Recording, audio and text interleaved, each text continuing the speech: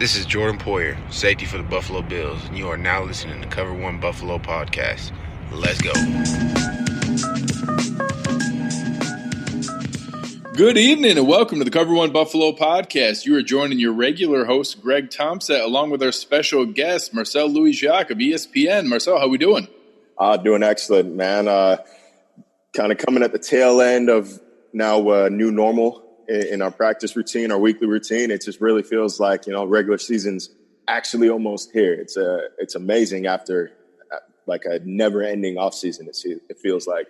Yeah. And this week, at least you get like semi-normal football. It's almost real football in the third week of the preseason. At least for a half, I can pretend like the teams care for a minute and actually have starters out there. So you almost get a little appetizer here and then 2 weeks for the real stuff. Exactly. But, I'll take it. We got college football coming this weekend, too, to kind of bridge the gap a little bit. I got some inner Florida hatred going on Saturday. Looking forward to that. But, hey, man, I'll take it.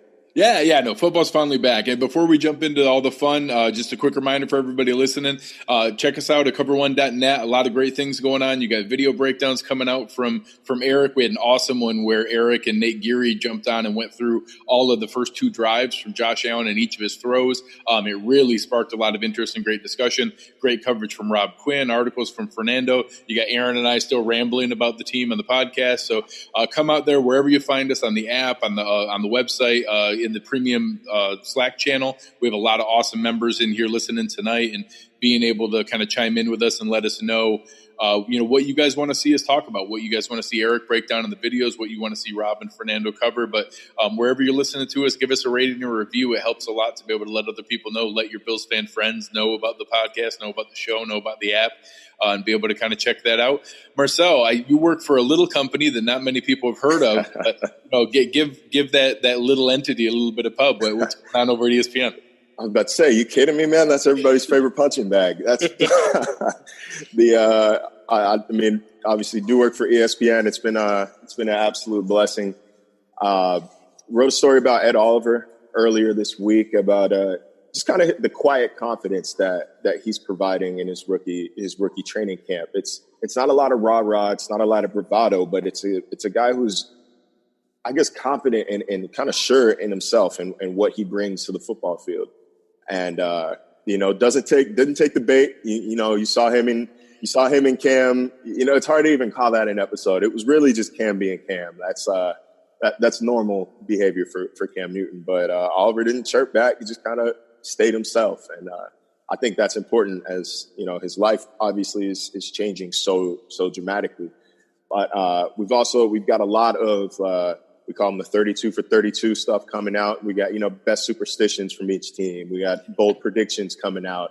Our thoughts on some over-unders based on, Caesar's prop bets, next-gen stats to know. I mean, we got a lot of great content coming out. Content coming out over the next few weeks. And then some feature stories as well. I don't want to spoil it, but there are stories that I'm excited about. I'm excited to share. I think fans are going to enjoy reading them, and then whatever else comes along, man, try to stay on top of any news coming out the organization. I know, sometimes it can be pretty quiet, but sometimes, like a couple weekends ago, you can have 3 guys to the IR, a trade, and a few signings in like 12 hours. So whatever pops up, man, we try to stay ahead of it. Yeah, Brandon Beane doesn't care about your Saturday night. Oh, absolutely not. That's okay, man. No days off for anybody. Yeah, I respect it. I really liked a lot of the points that you brought up in the Ed Oliver piece, where it was interesting in how he's had to transition from, probably being in a position where he's never really been able to have a peer mentor. He's had coaches, he's had other people, but he's never really been able to have a teammate that he can legitimately look up to or talk to, and having guys around him, whether it's Zoe, whether it's Jordan Phillips, whether it's Harrison, whether it's Jerry, the guys in that room being able to talk to and actually be like, oh, I can actually take something away from this. I'm not just so much more talented than the guy that I'm here next to that I don't really care what you're saying because it's not going to translate to what I need to do.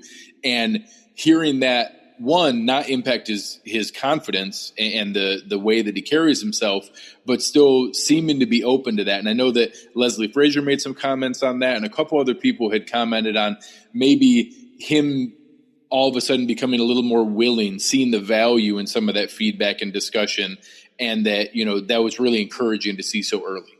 Yeah, and this is it's a different game, man. He's coming into a new situation that's the first time in what we'll call it 3 years or so. Really first time ever just being out of Texas for an extended amount of time. So, it's that shyness, that learning curve is expected. And then there was something he said in the locker room that didn't actually make it into the story. But he's like, man, these are grown dudes. Like, they got families and kids. And, and it was like, that's got to be weird to see. In college, everybody is. I mean, I'm sure there are a couple guys on the team who might have had a kid or might be married or so. But not like this. This is, people have lives outside of football. You don't share. You're not all students. You're not all sharing the same exact experience. It's a job now. But I think based on what we've seen, I think he's handled it. I think he's handled it well. It'll be interesting to see him go up against a starting caliber unit for more than a couple series. So I want to see how he responds when an O-line counters, when they double team him, when they figure his moves out, how he adjusts and how he adapts to an offense possibly game planning around him. There are some little benchmarks that I think we need to hit before we, full stamp the Ed Oliver train. But I think it's looking good so far. Yeah, I agree. And I actually love the fact that we don't have to rush him in and have to play him a bajillion snaps and can have a healthy rotation with guys like Harrison and Jordan coming in. But why don't we jump into the topic for tonight? And it's kind of an odd one for Bills fans, that the idea that we're not trying to figure out who the quarterback is going to be. We're not debating who the number 2 wide receiver is. We're not trying to figure out who's going to be starting at a bunch of positions. That there really isn't a lot of debate at the starting lineup across the board. Maybe some health questions on the offensive line, but beyond that, it's really interesting that most of the position battles are who's going to make the roster at the tail end. So just an odd feeling of what that's like for a Bills fan, that we're trying to figure out what talented guys won't make the team, let alone who's the lesser of evils to start. Yeah, you're right. And that comes with the territory when you return, I think it's 10 starters on defense, and the only guy that's not there just retired. So there's a lot of continuity there. There's a lot of pretty assuredness, I guess we should say, on that side of the ball. And then, as I think we were talking before off camera or off record, that everybody on offense is either back from last season or, a player who was deliberately brought in as a replacement starter. And that's I think, encouraging sign as for the health and the future of this franchise, that right now the only thing people are we're debating about, the only uncertainty are at the depth positions. And that's not to say that, they're not important, because depth is absolutely vital. It's not hard to find an example to see what happens when a core player goes down, when a starter goes down, and the gap is too wide when you get to the second unit. But I think it's an encouraging sign, given where Sean McDermott and where Brandon Beane started from a couple years ago. Absolutely. Hey, we'll go through position by position. Some of them will be quicker than others, but at quarterback, I think it's pretty clean. I think most fans see it as, Allen and Barkley obviously are complete locks, and that Tyree Jackson doesn't really have much of a chance to carve out a 53-man spot and might even be debatable on the practice squad. But right now, I think most fans assume he'll make the practice squad and be QB3 from the practice squad. Do you think there's anything far off of that? I don't. Obviously, Tyree Jackson, he's still raw, and that was the case even when he was at UB. But as for practice squad, I don't think it would hurt. I think that he still has some technique to shore up. He's got some decision-making to shore up. But the arm talent is obvious. I think we all saw on Twitter a couple weeks ago, the back and forth between him and Josh Allen and who can throw the ball farther. It's more of a debate than Josh Allen was making it seem. That Tyree Jackson's arm strength is incredible.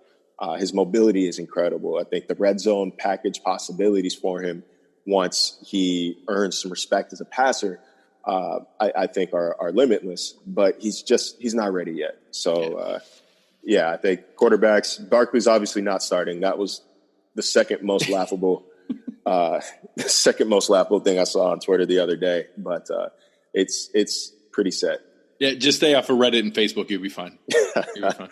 So moving into the next group, I think, again, the top end, I think running back's pretty clean. Seems to be a healthy rotation with Shady and Gore at the top, but with a pretty solid sprinkling in a Singletary. Regardless of how many fans ask, Patrick DeMarco is making this team a fullback and his special teams and his role on the team.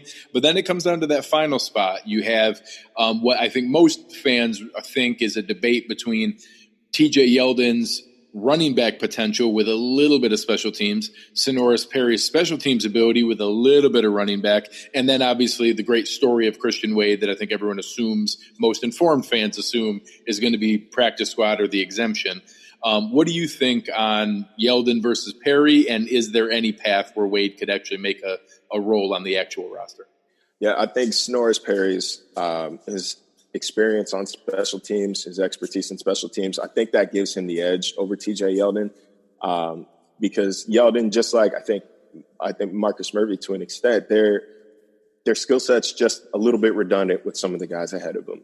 I like how Murphy's been running. I think he hits the hole hard. I think he fights like hell to extend every play, every touch he gets. But with Devin Singletary on roster, I just don't see a need. I don't see room for him there. Gore and McCoy obviously are locks and are kind of each other's safety net there. I think the odds of both of them going down and both of them not being able to run the ball are pretty low. But TJ Yeldon, once again, it's a issue of redundancy. And if he can't contribute on special teams, then it's almost like, okay, what are you're on roster just kind of as an emergency option. And I don't know if that's worth the roster spot right now. And obviously, like you said, Christian Wade's not one of the four best running backs on the team. He's a phenomenal athlete. I think he belongs in the NFL. But there's just there's a couple nuances of the game that are still not yet second nature. You saw it on the first carry he got. He took the ball like he's taking the. And if somebody in the chat wants to tell me what the rugby ball is called, so I don't sound like a clown here, but he took it like he's taking the ball. He's getting a pitch in rugby. He's opening his hands up instead of his arms. You saw it even on the 45-yard catch and run. Does a great job of avoiding would-be tacklers, but then runs away from his teteammates, from his lead blockers. Yeah, had an easy wall of blockers for a touchdown. Yeah, like once I saw the replay, I was like, oh my goodness, man. That was kind of a whiff. And he still almost scored. That was a crazy thing. He runs toward 2-3 defenders and still almost gets through. So once that stuff becomes second nature to him, I think he'll be a valuable piece. I'm not sure if he's got 3-down back size. He's built for his height, but I'm not sure if he's a 3-down back. You don't necessarily have to be, though, in today's NFL. I think you can be an impact player in that kind of gadget role, like we're going to see Devin Singletary in, like we see Tariq Cohen in the Bears, like we see Darren Sproles everywhere he goes. He's that kind of. I think he's that kind of back. I think his skill set would probably be redundant with Devin Singletary in the 53 man. Although I do really like how Marcus Murphy runs the ball. I like what he does every touch he gets. He's quick. He hits the hole hard. I think TJ Yeldon is a little redundant with LaShawn McCoy and Frank Gore. I think if one of those guys were not on the team, if Gore or McCoy were not on the team, then Yeldon would be a valuable piece. But he's just kind of redundant. We'll stick with redundant with those guys there. I think it makes sense, and I think that's what some fans. We saw a little bit of a spark there. I think that it seemed like a slam dunk after the first preseason game. Then you saw Perry put the ball on the ground. You saw Yeldon have a couple sparks. So I think it opened it back up a little bit. But I think you're right that it looks to me like it's going to be Perry that's going to snag that final spot, and I think the special teams will be the differentiator. Okay. Bingo. Moving into receiver, I think that it looks like the top five are pretty much a lock. You see consistent first-team reps from John Brown, Cole Beasley look like they're going to be, that top set in just about every outing, and even maybe some two wide receiver sets where Beasley's in there and not just in the slot. Then you have Zay, who's versatile, can play anywhere. Foster's still a major part of this. He is pretty definitively, it seems like 4 or 5-ish and backing up John Brown, but still a part of it. Andre Roberts probably getting a little bit more run offensively than what fans thought is maybe just a returner. But those 5 seem pretty locked in. And then it's the battle for that wide receiver 6. And a lot of fans have had strong feelings over Ray, Isaiah McKenzie, Duke Williams. What are your thoughts on who has a chance to carve out that final spot? Well, I see the poll up right here between McKenzie, McLeod, and Williams. So I'm going to put in my vote right now for Isaiah McKenzie. I mean, the guy's made plays whenever he touches the ball. You saw it one touch against Carolina, takes it 37 yards, follows his blockers like a running back. And he's just slowly been working his way up. But once again, it looks pretty. It's not as debatable as kind of social media wants to make it seem. The first 5 are incredibly set. Like you said, Beasley will probably end up leading the team in targets, maybe even receptions by the end of the year. I still think, even though that the chemistry's kind of tailed off a little bit since it started so hot, but I still think John Brown is in line for a possibly career season, just with his ability to run the intermediate routes and take the top off the defense while Beasley does his thing underneath. Zay Jones, second round pick, was productive last season. He's not going anywhere. Andre Roberts isn't going anywhere with his skills as a returner, first of all, and then his underrated skills as a receiver. Like, he's still a talented route runner, and he did crack the first team at some point this offseason. Robert Foster, it hasn't necessarily been there. You've seen the little flashes of it, but it's not as consistent as you would like to see, given how he ended the 2018 season. But because of how he ended that year, I think his potential is obvious, and I don't think he's going anywhere. And just McKenzie's ability to play out of the slot, his ability to play just to really get the ball at the line of scrimmage and then go make something happen, I think can't be undervalued. So there's our 6 receivers here. I agree. I think that he shows versatility to back up Beasley in the slot, back up Roberts as a return man, contribute in multiple areas, the jet sweeps, the bubble screens, things like that. Just having that kind of weapon makes a lot of sense. But let's move into tight end. And, I think that it's been tough so far with so many injuries to get visibility. It was encouraging to see Dawson Knox back and some confirmation that it sounds like he's going to play in the game on Friday. We're still obviously not there anywhere close to that with Tyler Kroft. And I think we're getting pretty near the point where it's almost a definitive PUP start, if not injured reserve start. So, regardless of which pocket he's in there, it seems like we're not going to have Tyler Kroft week 1 unless there's a pretty miraculous comeback here in the near future. So we've seen Tommy Sweeney get a lot of run. We've seen, obviously, Lee Smith is what he is. I don't think he's going to be more than what they ask him to be. It looks like he's probably going to continue to be that steady, great blocking tight end 2 guy in the jumbo sets, but probably never going to be more than that. Do you think there's a path where Jason Kroom can get enough health to get back on this roster, or do you think it's those guys hold the fort down until Kroft is back? I kind of think those guys hold the fort down. Like you said, Lee Smith has carved his niche as the unit, as the blocking tight end, who, might go out for a couple routes. I see him working on his hands on the sideline. He does a lot of work catching tennis balls, getting those hands up. And but at this point, Tommy Sweeney, I think, has played so well that I don't think you could take that starting spot away from him. I think that he's earned the right to start the season as tight end 1. Dawson Knox, 3rd round pick, he's not going anywhere, not this early. And I think eventually a 2 tight end set with Knox and Sweeney could be intriguing. It could be very intriguing, and just need to see more from Dawson. That's somebody I'll be keeping an eye on over these next couple of weeks. I think Kroom's spot might be in a little bit of jeopardy here, and it's not his fault. It's not like he's been unproductive, but actually, it's because he's been unproductive. He's been unavailable, and as the kids say, it'd be like that sometimes. Like if you can't make it on the field and you can't show what you can do, like this isn't a charity league, and you hate to say that. By all reports, Kroom's a great guy. You don't want to leave him without a job, but if you can't get on the field, I mean, other guys have seized the opportunity. Yeah, I think it's tough. There was a point where I assumed he was going to come back and that there was maybe a possibility he could get that first 6 weeks as tight end 4. And then when Croft comes back, if there wasn't a separate injury, maybe he'd be able to carve it out. But I just don't see that path right now. I agree with you. I think that it's those 3 guys hold the fort down until Croft is back. And then hopefully that's a bonus when he comes back with the versatility and we should be able to keep it going there. I agree. Moving into the offensive line, I'm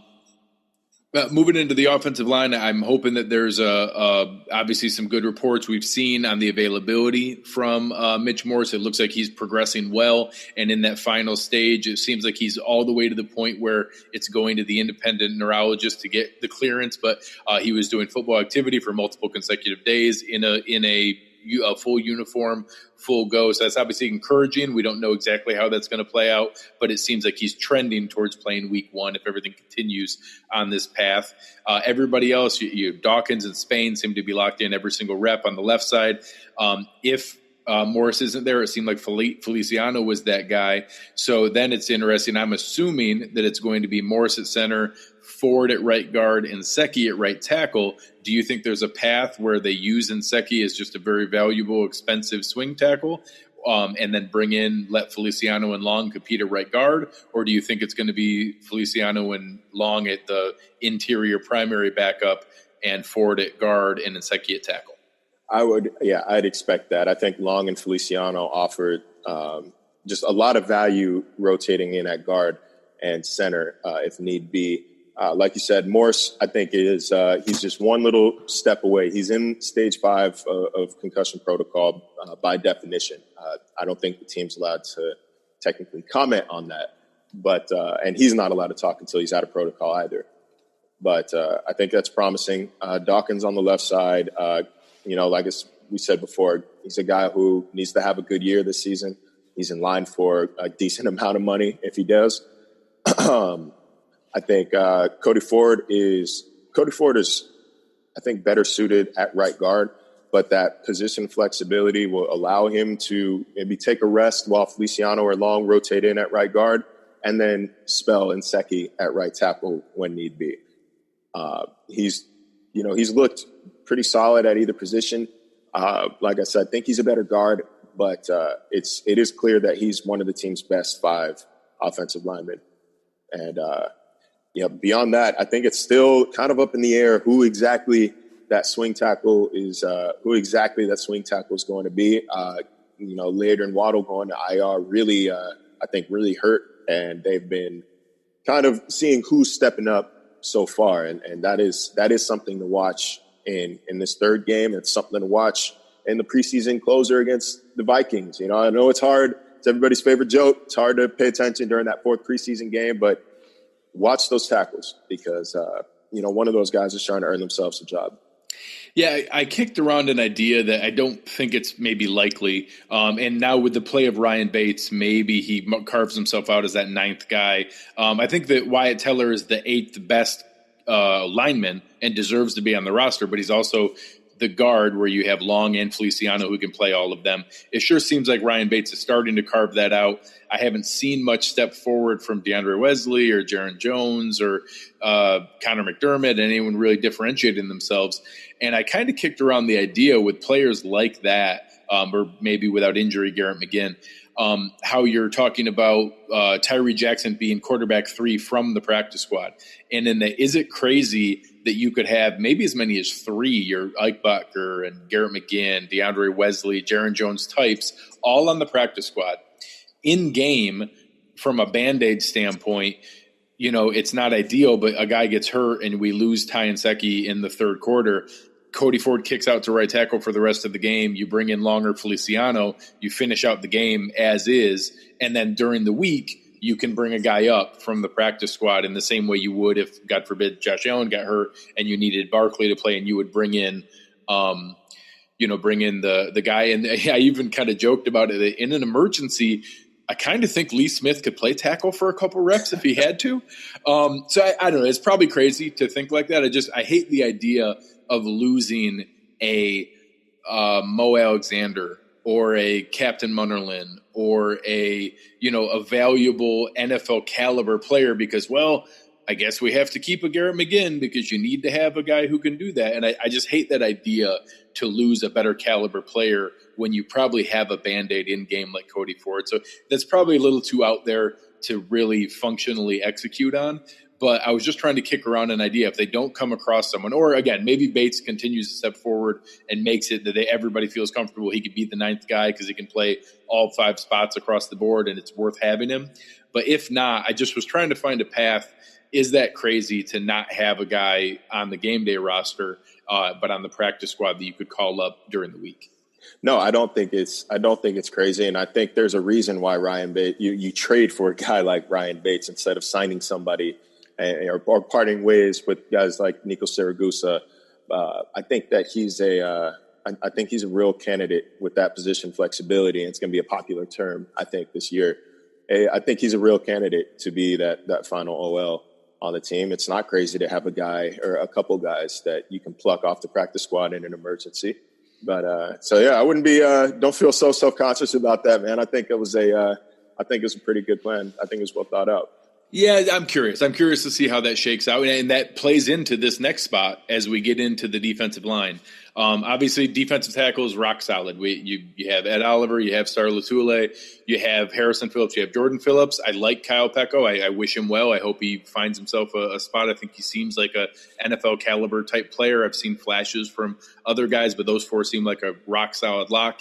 The top 3 defensive ends are the same thing. Very obviously, Jerry Hughes, Trent Murphy have seemed like Murphy's even separated himself a little bit as the definitive starter, not even a rotation guy. Then Shaq is rotating in as the 3rd defensive end. And then for a while during camp, it seemed like Mike Love was that guy and was separating himself and was going to be there. But every time Daryl Johnson steps on the field, the man flashes. And I was joking before that you can't take 6'6", 250 with that first step and that short area quickness and expose that to waivers because that's GM catnip. They're not going to be able to avoid themselves claiming somebody like that. So I think Daryl Johnson's flashed too much, and regardless of Mike Love, he's a roster lock that you have to claim.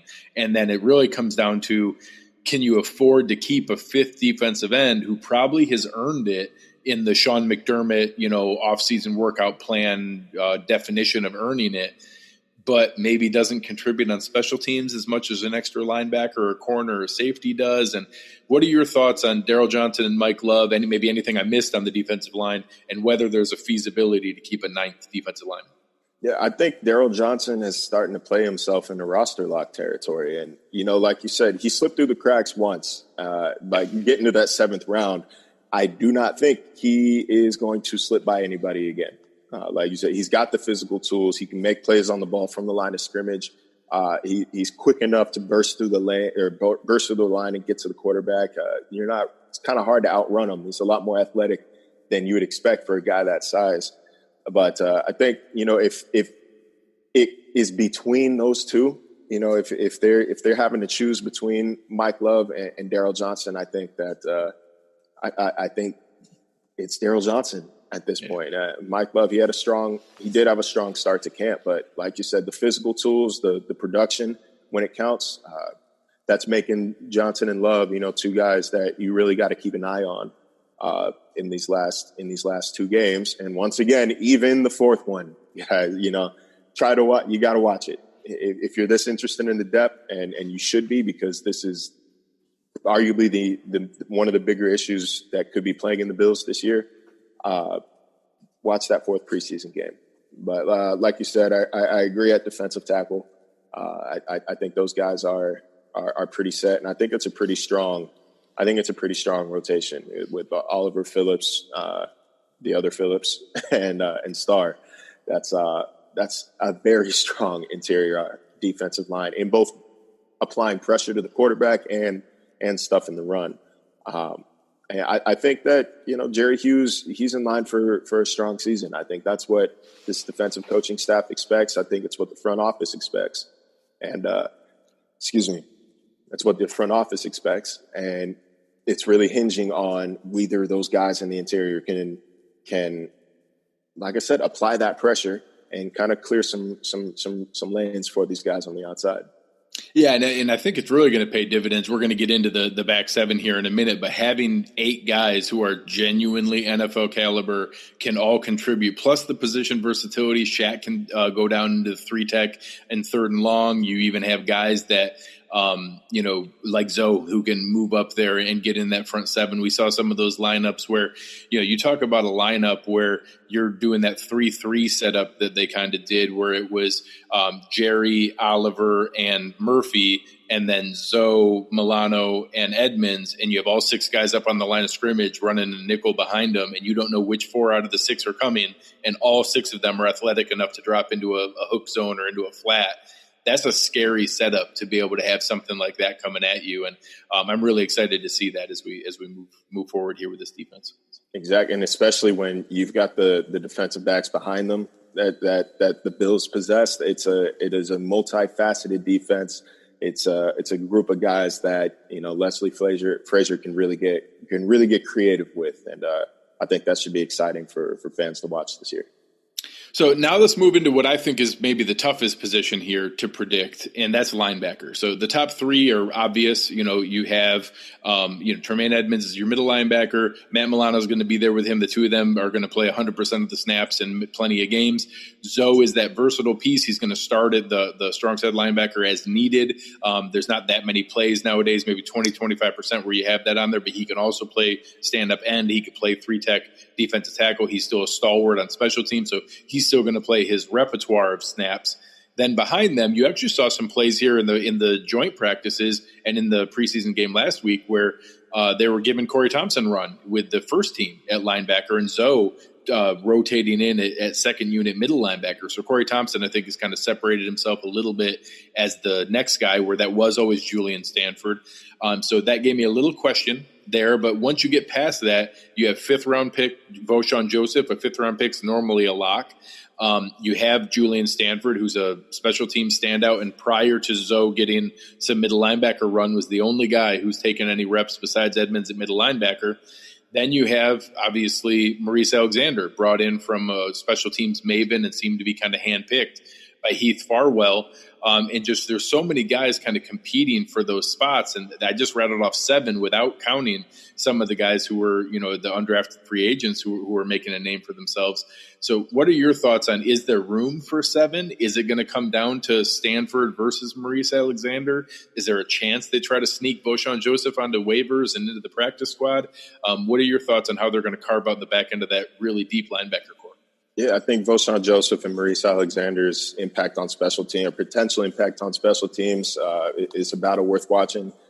Those top 3 are so set that it's almost not worth discussing. I know that they're excited about Corey Thompson. I think when linebacker depth was brought up, that was the first name that Sean McDermott rattled off. And like you said, that's not even counting guys like Dotson and Lacey, but. I didn't even say Deion Lacey's name. He led the team in special team snaps last year and was a stalwart the last couple of times. I didn't even rattle off his name out of the 7. Yeah, and it's just, it's almost too tight to call at this point.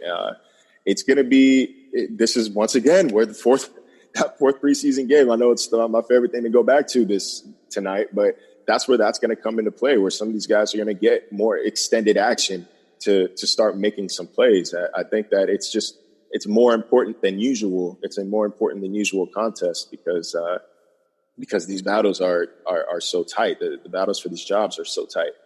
But it's not over. I think linebacker is kind of too close to call at this point. Yeah, no, I agree. I think it's the toughest one we're seeing, and I think it is too close. Right now, my guess, and the way I've done it, is I think that the position versatility and special teams capabilities of guys like Mo Alexander and Voshon Joseph at the tail end of there, and assuming Julian Stanford keeps his spot, all 3 of them can do depth across the linebacker core and on special teams. I think that's why they can't afford to keep a 9th defensive lineman, and it might be that Mike Love earned it but can't stay there because those guys can play at the line of scrimmage and on special teams. So we'll see whether that proves out. But right now, that's my guess, is that if we can only go heavy at so many spots, I think that's going to cost a guy like Jason Kroom a spot. I think Ryan Bates could cost Jason Kroom a spot, per se. I think that then a guy like Mo Alexander, Julian Stanford, Roshan Joseph, one of them could cost Mike Love a spot. I agree. There's situations where you need versatile depth more than you need, I guess, kind of a luxury item like a fourth or fifth tight end. And like I said before, that might end up costing a spot, but that's just that's the league, man. Yeah, you don't like to see it, but it is what it is. Everybody's subject to it. Yeah, and you have to be able to make yourself versatile and find other value, like a guy like Lorenzo Alexander. Just because he's good enough to say, "Hey, I'm a starter. I can rotate in a defensive line. I can play at linebacker." He doesn't. He said, "Hey, I'm more valuable if I can contribute here as well. I'm not above that. I'm willing to do that." And you heard some comments like that from Zay Jones this week, who's never been asked to do that before, but just saying, "Hey, that's what the coaches are asking me to rotate in and work on, and I'm going to do what it takes to help the team." I agree. I mean, excuse me. Everybody likes to say whatever it takes, and few guys are genuinely willing to do it, and those guys are showing themselves over the past couple of weeks. Awesome. All right, so moving into the secondary, and again, maybe one of the deepest units from a talent standpoint. Obviously, the move for E.J. Gaines cleared a couple things up. The injury for Cam Lewis makes it a little bit harder for him to make a path. He was making hay, but the top end's easy. You have Trey White as your rock-solid cornerback one. We have the luxury of, I think, two guys of the caliber of your cornerback two, where it looks like it's going to be Levi Wallace, but Kevin Johnson is shown to be fully capable of doing that. Taron Johnson's great at the corner spot. Bringing in Captain Munderland, who can do both. I think some people thought maybe he was just a luxury to bring in, and that maybe wasn't going to have a shot, but seems to be giving himself a path from that standpoint on, being nickel, being outside, and rotating on special teams. And then we did have Cam Lewis. We did have a couple other guys still in there. Lafayette Pitts, who was a great special teams contributor last year and has flashed, making some plays here or there. What are your thoughts at the tail end after you get outside of, Trey, Kevin Johnson, Levi Wallace, Taron Johnson look pretty firm? Does Captain Munderland look close to a lock to you? Do you think he's fighting for it? Do you think that Lafayette Pitts can beat him out with a special teams run? And does Cam Lewis have any chance left to carve out a spot? I think what's important to remember with Captain, when I spoke with Brandon Beane about the decision to add him, the first thing he said was, we're at a point where we have to start thinking about our 53-man roster. And that suggests to me that there are guys on the bottom end of the depth chart at corner who aren't at the level where they feel comfortable bringing in just a camp body for the rest of the preseason. They needed a guy who knew what he was doing. And for that reason, I think it's difficult to overlook Captain Munderland as just, a warm body. I think he's not a lock for that 53-man, but I think he's damn near. He's damn near. I think he's a capable player. I saw him play I covered him in Carolina last year. I don't know if he should be playing as heavy snaps as he was in Carolina, where he was far and away their best, maybe even only option at nickel, beside maybe Corn Elder, who did get torched in his most extensive game action against Seattle. You kind of got to call it what it is there. But I think as a veteran presence in this locker room, his value can't be underestimated. And I think that he's still young. He's only 31 years old. He's been in the league, it feels like, since the merger, but he's not that old. He's still effective. He's still in shape. I'd love to see him get some more snaps so we can get a full read on him, on what kind of football shape he's in over these next couple of weeks. But yeah, I think you can go ahead and throw Captain Munderland onto that 53-man. Trey's obviously Trey's Trey. Levi Wallace, I think, has that job pretty locked up. Made a great play, I believe, last week against Torrey Smith. Kevin Johnson, that pick six really helped him stand out. That really helped solidify his position. Taron Johnson as well. But Cam Lewis, leaving that game with I think he was in concussion protocol. Yeah. You hate to see that for a guy who's trying to claw his way up to the bottom of that roster, up through the bottom of that roster. And same thing goes with Denzel Rice and with Ryan Lewis. These are both guys who they need to make plays. They need to make plays. I believe Rice was the one who was beaten on Carolina's touchdown at the end of last week's game. But and this was after Lewis left with an injury. I think he just cramped up a bit. But they are guys who they need to make plays whenever they get the opportunity, because they're trending more toward the practice squad than they are the 53-man roster at this point, because of the caliber of talent above them right now. Yeah, it's going to be tough. So I'm curious to see who carves it out there. But I agree. I think that right now it looks like it's Captain Munnerlyn and Lafayette Pitts trying to carve out an outside spot, but I don't see it at the moment. Moving into safety, again, the same idea as corner. The top end's beautiful and one of the best safety tandems in the NFL with Micah Hyde and Jordan Poyer. It seems like Kurt Coleman has pretty firmly carved out that third safety spot and backup, being able to then look at Jaquan Johnson, who I think flashed pretty well in the first preseason game with a lot of action. Looked okay in the second one as well, and is getting some run there. And then we didn't bring him up in the cornerback discussion, but I'm basically counting Siran Neal as a corner now, even though he's always been a safety to this point. But whether you call him a big nickel, a third safety, or just a cornerback, I think he's carved himself out as a lock there. So I think that combination of the 5 corners, 5 safeties, or whether you want to call Siran Neal a 6th corner and a 4th, and then 4 on the safety side. To me, it seems like it's Micah Hyde, Jordan Poyer, Kurt Coleman, and Jaquan Johnson. And then similar to Mike Love, Dean Marlowe looks like he's earned a shot at it, but it's just a numbers game, and I don't see where it works out. And we're going to go back to one of the buzzwords of the night: position flexibility. That's what's going to give Siran Neal, I think, the edge here, because he can play that big nickel and because he can also kick back. He can kick back to safety. It's similar to Mike Love, similar to Jason Greer. It's not like they deliberately did anything wrong. It's not like their play was so unsatisfactory, but the other guys are just bringing more versatility and more functional depth to the table. I think Jaquan Johnson has flashed playmaking ability, and that was his strong point when he was at Miami. Practically owned the turnover chain. So you'd like to see him, make some more plays on the ball over the next couple of weeks whenever he gets in the game. Poyer and Hyde are Poyer and Hyde. They're not going anywhere.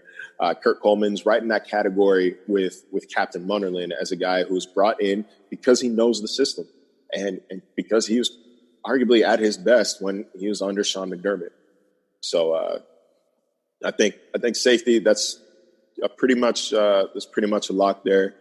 Abe Wallace and Dean Marlowe probably being the odd man out. Yeah, it's going to be tough. And again, I think it actually makes it interesting for anyone who's a degenerate gambler, and the most egregious place to gamble on football is the 4th preseason game, because it's just the silliest of all football. There's actually a reason you could bet on Buffalo, because the depth is so good that we're going to have some NFL caliber guys playing in that game the whole time. I don't know if I'd put my money on Tyree Jackson for a whole game, but it's something that it's crazy to think that we're going to have some really solid players playing that 4th preseason game that really are just fighting to put out good film to hope somebody else picks them up, beyond maybe the handful that could be fighting for a spot here in Buffalo. Our final spot is a specialist. Obviously, Reed Ferguson's a great long snapper. Excited that we got him re-signed for multiple years.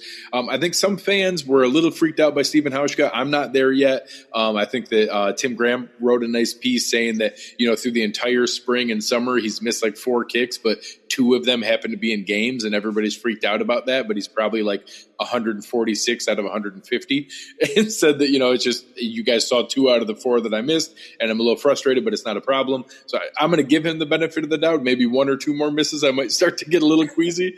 But now it's kind of weird. At one point, it seemed like Corey Carter was pulling ahead and taking the punter job. Then he had a rough game this past game and one poor punt in his only chance, and then he gets hurt. And now Bajorquez has a chance. I know a lot of fans have been clamoring for recently released Patriots punter Ryan Allen to be brought into town.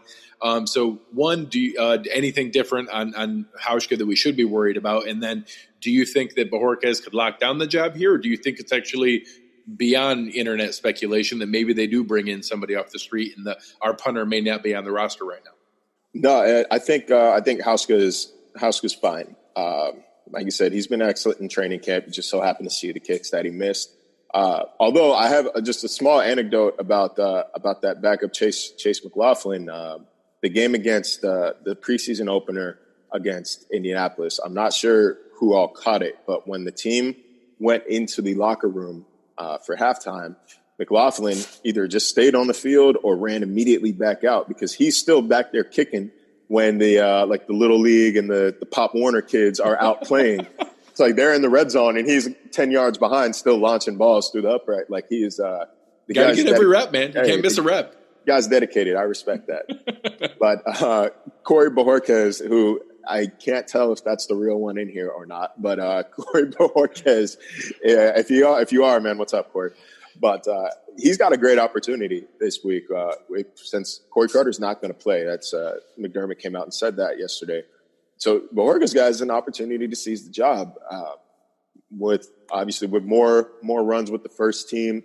The ideal situation is that there aren't that many situations where they punt, but if they do come along, he's got to be able to hit his spots. I mean, we've said it 100 times. This is a league of opportunities. Sometimes all you need to get that chance and solidify that chance is something as as I guess awful as a guy above you getting hurt, a guy next to you getting hurt, and you hate to see it, but an opportunity is an opportunity. You've got to be able to take this.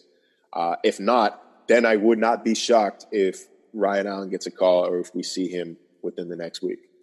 Yeah, I think that's fair, and I think that we'll know it fairly self-evidently in the game. If we see Bojorquez uncork a couple and really do a good job, and I think hang time is his biggest one. I know that he's had some distance in some, but there were line drives that set up an easy return, and then he's had some that he's just purely shanked, and the consistency is there. When he gets a hold of it, he can launch the ball. It's just been consistency. So being able to do that in game and getting there, I think that we'll see that. If he does well, maybe he gives himself a chance.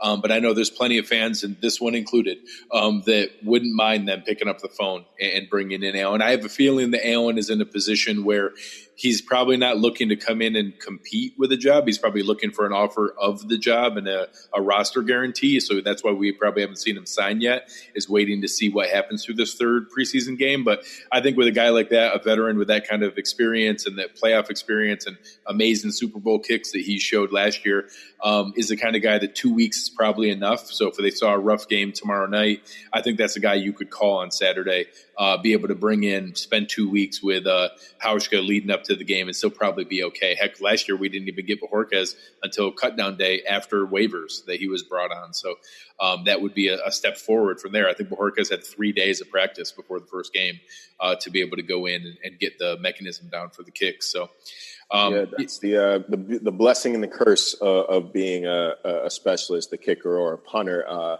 Curse obviously being they're not keeping more than one on the team. Like there's only one kicker, there's only one punter. But don't ask Rex Ryan that. I will not. Kickoff specialists seem to be a thing for him. That was a little weird, but it's a little too avant-garde for me. But but then blessing is you don't have to spend a whole lot of time learning schemes and getting up to date. Your job, kick the ball through the uprights or kick the ball to this corner. This is what we like to do. Do this. It doesn't take. I mean, Corey, if this is you in here, correct me if I'm wrong. It doesn't take that long. A lot of this is just getting the yips out and consistently, building that muscle memory to hitting your spots. So we'll see. We'll see. Good conditions for him. Indoor field there in Detroit. So not a lot of excuses if you are unable to perform. All right, well, that takes us through the whole roster here. So, Marcel, why don't you give the fans a little bit of a rundown what they can expect to see from you? I know it's a little bit quiet, there during the fourth preseason game isn't the most exciting one, and we're seeing a lot of ramp up as they get ready for it. So once we get through this third preseason game here, what can the fans expect to see from you over those 2 weeks leading up into the season? Yeah, well, I'm going to come out with my official 53-man projections. That's when you're going to see at least one of the feature stories I've been working on is going to come out that first week of the season. I would expect that toward the end of that first week of the season. Going to see more of those 32 for 32s like I was talking about. Going to see some fantasy projections for you, what this running back group might look like, who you can rely on at receiver. Is Buffalo's defense, improved enough from a pass rushing standpoint to be draftable? I mean, yards are one thing, but if you're not getting those sacks, those takeaways off the bam, then probably better off streaming your defense instead of drafting. But gonna have a lot of these kind of conversations over the next couple of weeks, and of course, like I said, whatever pops up, gonna be on top of cut day for y'all. Gonna try to be as thorough as possible, as up to date as possible. It's obviously a hectic time for everybody involved, and you got to approach it with a little bit of nuance, since guys are quite literally losing their jobs. So not going to be hitting everybody up like, man, how's it feel? Like I wouldn't expect that. I don't think if anybody here was let go of their job, you wouldn't want that either. So try to approach this with nuance from a fan's perspective as well. Try to cut down on the thank God he didn't make it, or wow, I can't believe he's here. Yeah. Like these are people too. Like try to see that. And that's part of my job as a team reporter is to help bridge that gap and help you see that beyond the gladiator appearance, beyond the shoulder pads and helmet, there's a very real human being. So that's my soapbox, I guess. No, it's important. I think a lot of fans forget that, and whether it's venting during the game or especially something like on cut down day where very literally you're talking about someone's livelihood, I think that's a great and very poignant thing to bring up there. You guys can find Marcel on Twitter at Marcel_LJ. You can find all of his work at ESPN. You can find me on the Twitter machine at Greg Tompsett, GregTompsett. Having fun following back Bills fans all the time. I will have the pleasure of going to the game tomorrow. As you can see, I'm not in my man cave with all my memorabilia. I'm in a hotel room in Detroit. I happen to be here for work all week, so I figured while I was here, I might as well go to the game. So looking forward to checking that out. I'll be posting a lot of pictures and seeing what I see from the sideline. I should have some pretty good views of everything. I'm on the Bills sideline right at the front, so I should have some good views of everything to be able to check it out. So follow me for the game for that tomorrow, and then we'll talk to you guys all very soon. Marcel, thank you very much for everything tonight. You were awesome. We will hopefully have you on again during the season. Thank you guys for jumping in the chat. We appreciate it. We are out.